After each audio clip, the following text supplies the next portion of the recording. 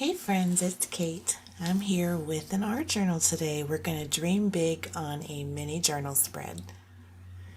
So I just grabbed my ruler and pencil and decided to go to town on some geometric shapes.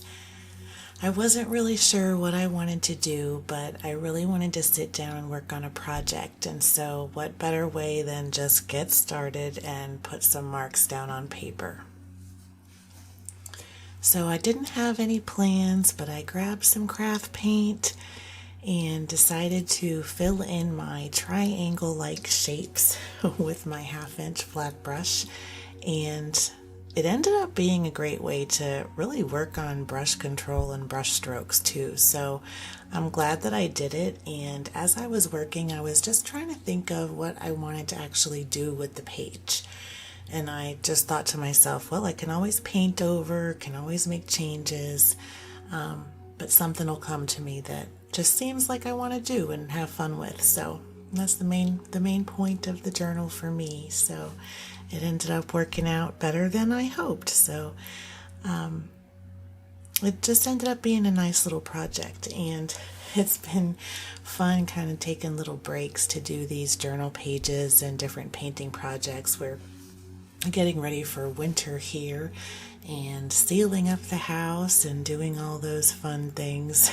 Get ready. Trying to save some energy. So I don't know how many of you deal with cold winters, but boy, here in the Midwest it sure gets chilly, and we had that deep freeze last December. That was just really something. So we're doing what we can this year to save some energy. So I really liked this turquoise and teal color. I'll have to get the list of colors and put them in this description below once I upload the video, but it was a really cute color, and I got these paints at Hobby Lobby actually. Well, some of them.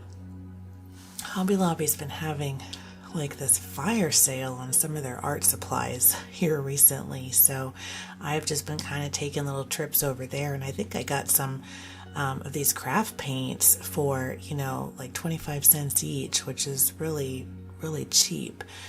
And so if you have a Hobby Lobby nearby, you might want to go check it out and see what they have. Now, I'm filming this in 2023, so if you're seeing this, 5 years from now, then probably the sale's over. But there might be a new one by then. So I wanted to do a little bit like my greeting card one that I did that was like the patchwork quilt type of thing. So I'm going to be staggering my colors. I got several shades of blue that I have sitting out and some white just in case, and that's what I wanted to do my background with, but I don't want to put two colors of the same right next to each other. But I really like that turquoise color, so I'm doing that one first and putting it in lots of different shapes so that it can have a lot of real estate on the spread. And then I'm going into my second color, and I'm just going to mix it right in so I don't waste any paint. Since they're both shades of blue, they'll mix pretty well and they won't get muddy.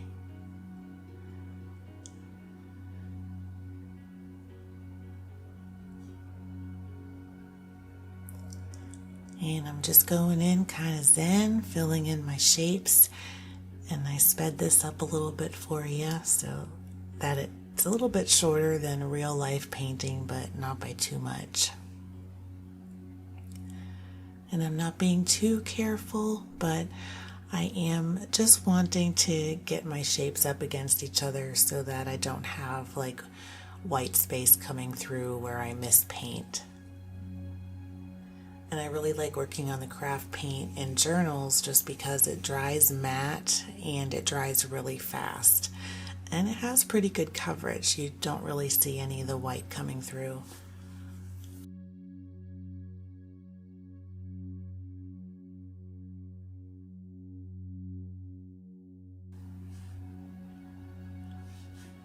Another thing I really wanted to do with this project was work with just a few supplies.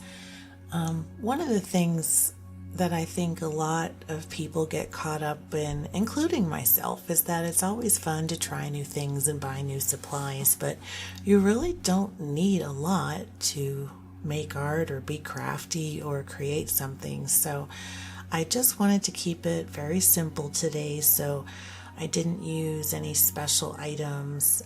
I just used a basic paintbrush, and for my quote-unquote stencils, I just used, basically a straight edge and different round things that I was able to just get around the house and around my craft area that I could trace out circles. And honestly, you don't even need that. If you can freehand a straight line or a good circle, then you should go for it too. I wanted a little bit of uniformity in my shapes, but you absolutely don't need to do that. Just play around and do what you like.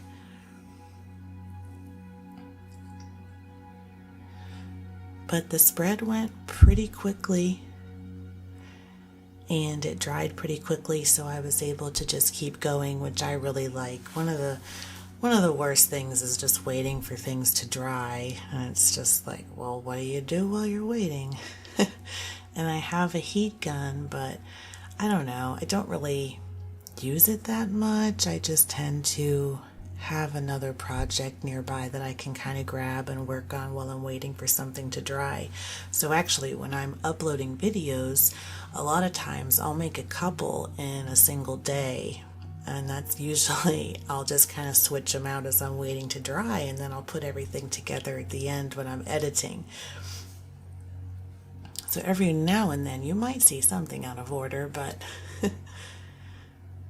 but who's to say? And I try to mix it up a little bit just because I like doing different things, but I tend to get caught up in doing the same thing over and over. So if I grab watercolors, I might do several watercolors in a row, but then I don't, have a lot of art journals or acrylic painting to post or something else.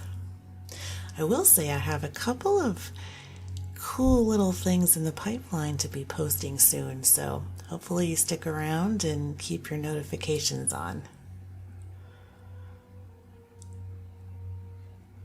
And I just want to say thank you to everybody who's been watching and commenting. It really means a lot to hear the feedback and just your thoughts on what you're seeing on my channel. It really helps me out a lot, be able to create better content for you. So I appreciate it. And the feedback's always nice.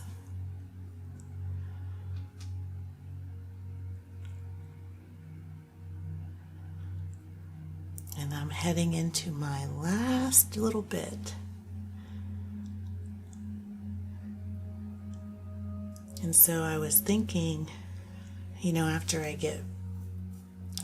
get all of my triangles and everything painted, I was just thinking about what I wanted to do next and thinking, well, how could I contrast with all of these angles? And maybe I can go from there. So I ended up going with my old favorites, circles or dots or something like that, just round shapes. So, you can see here I grabbed my gesso bottle and I'm just tracing around that. And I think I grabbed 3 or 4 different things, and I even used the little hole in my ruler. So there's my glue stick I'm tracing around, and I think I used the little lid from my plastic spray bottle that I used to wet my watercolor palettes. So, there's lots of round things lying around the house of different sizes.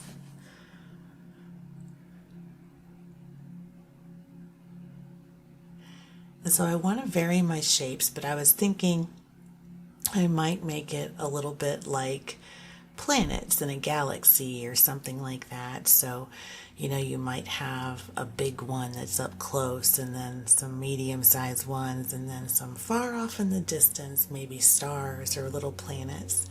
So I just tried to vary and kind of keep it in sort of a centralized area on my page spread.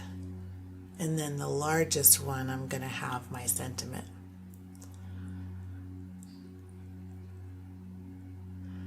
And so I'm just kind of playing around with the different areas where I might place something. And here I am with the ruler. And I've just got the number 2 pencil, just being quick and placing my circles in different places. And figuring out how the heck I can get it into the edges well enough to trace. Those spirals from the binding really got in the way.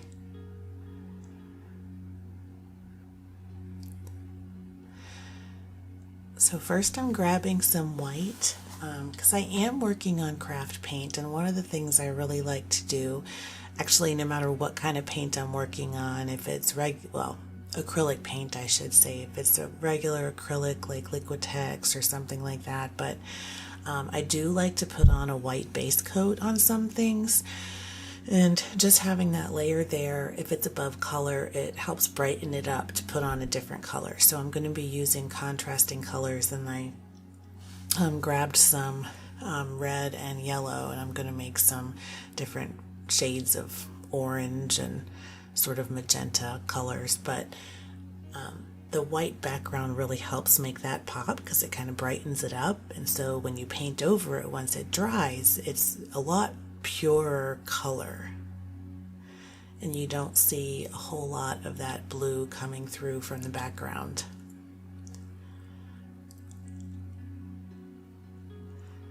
Because on paper the blue really covers well, but you can see the white, you can see colors coming from the back for sure. So the white helps a lot when you're adding your layers. And that's just a great tip to use anytime.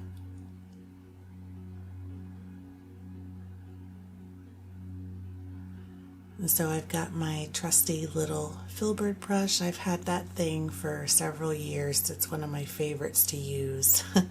And it's pretty beat up and well loved, but I really love using it. It's my go-to for acrylics.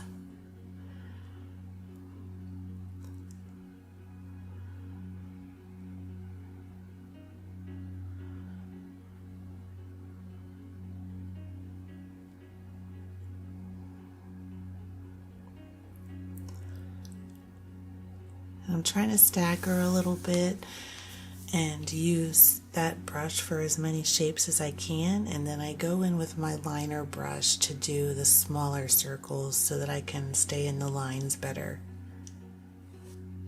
And filling in the circles is really relaxing, but also at around this point I'm starting to think to myself, why did I make so many circles? Because I have to fill them all in and then put color over them. But I really like the final result, so I guess it was worth it. And it's just such a simple little project using limited supplies and really a limited color palette. You don't even need all those shades of blue. You can just have, really one blue and white and make different shades of blue with just a single color, different values.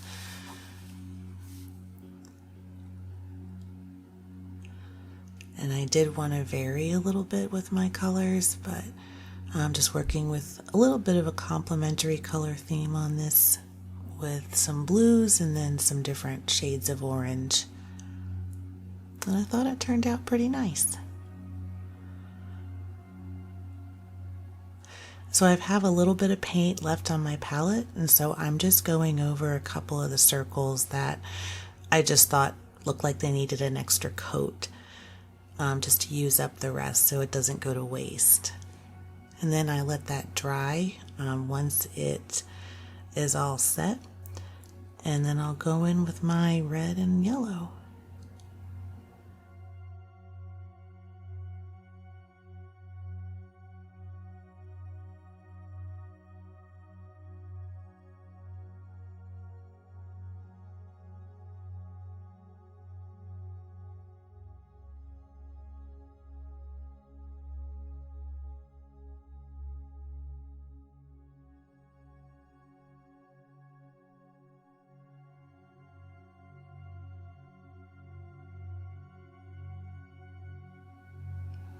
This is another situation where you use the right tool for the job.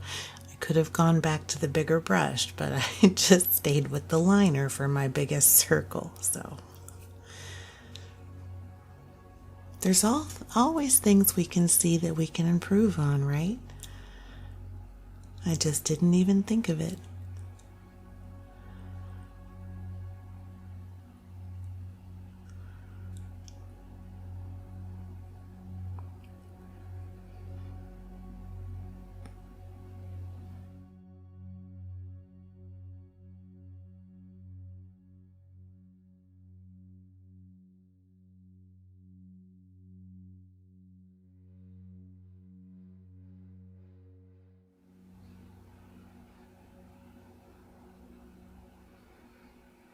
Okay, now we're back and I'm dry, and I'm grabbing my other colors to do the top coat on all of the planets. And so one thing I did was I wanted to mix kind of varying colors, and I wanted some orange, but also, a little bit more magenta as well. And so you'll see me kind of mixing as I go along to try to get some variation in the little planets. And so I'll just always be sort of adjusting the ratio of red and yellow.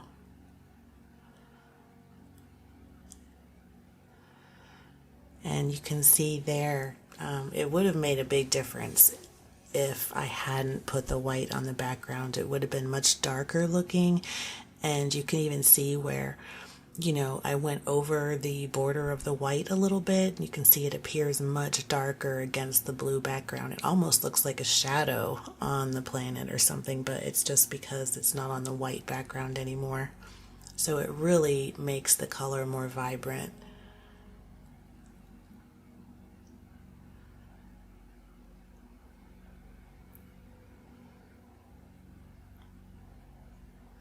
And I really love that magenta color.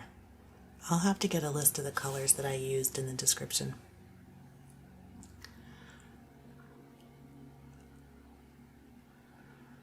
And we're talking, like 25-cent paints. So you can't beat that.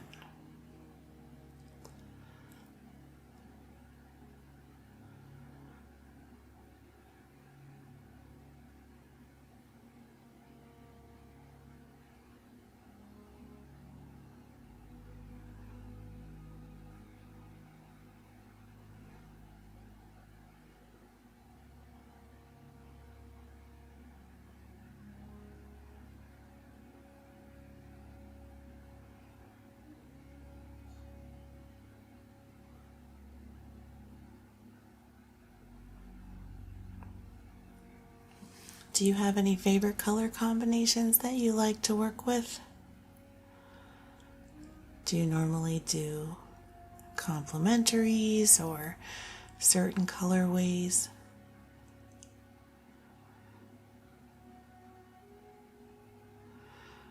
I really like finding those really unusual palettes sometimes, the ones that you don't really think might work well together, and they end up being really attractive as long as it's in the right ratio.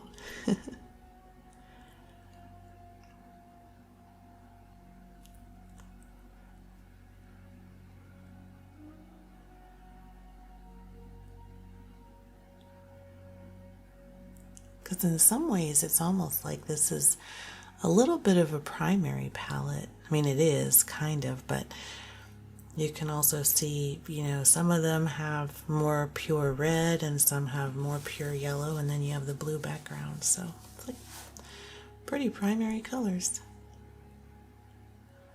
But I like it.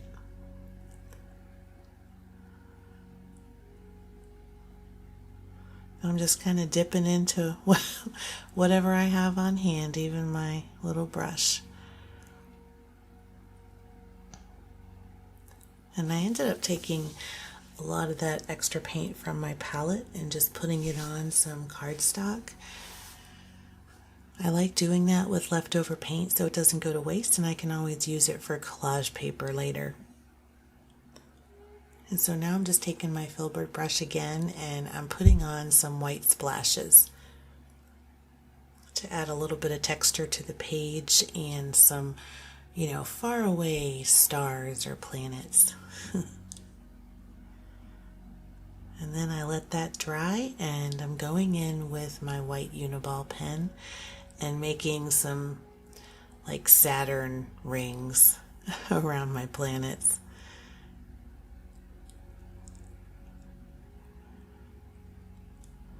And I accidentally went over there, but since I got it before it dried, I was able to get to it with a little baby wipe and take off that line that went over the planet.